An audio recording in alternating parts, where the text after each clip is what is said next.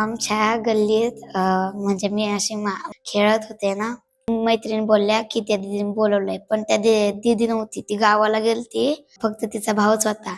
मग त्याने माझ्यासोबत असं फाईट केली. नमस्कार, मी संतोष धर्माधिकारी. मी स्नेहबाल आधार प्रकल्पाचं समन्वयक म्हणून काम पाहतो. मागील 35 वर्षापासून स्नेहालय संस्था महिला आणि मुलांसाठी काम करत आहे. अहिल्यानगर जिल्ह्यामध्ये बाल लैंगिक अत्याचाराचं प्रमाण मोठ्या प्रमाणात असल्यामुळं स्नेहालयाला असं वाटलं की स्नेहबाल आधार प्रकल्पाची स्थापना केली पाहिजे. त्यामुळं 1 जानेवारी 2026 पासून स्नेहबाल आधार प्रकल्प अहिल्यानगर जिल्ह्यामध्ये कार्यरत आहे. म्हणजे मागील 3 महिन्यापासून आमच्याकडे आता 12 अशा केसेस आहेत ज्या अल्पवयीन मुलींवर लैंगिक अत्याचार झालेला आहे.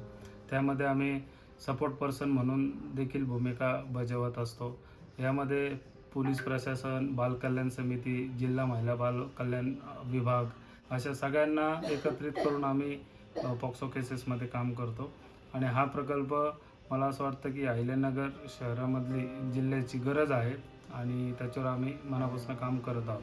धन्यवाद.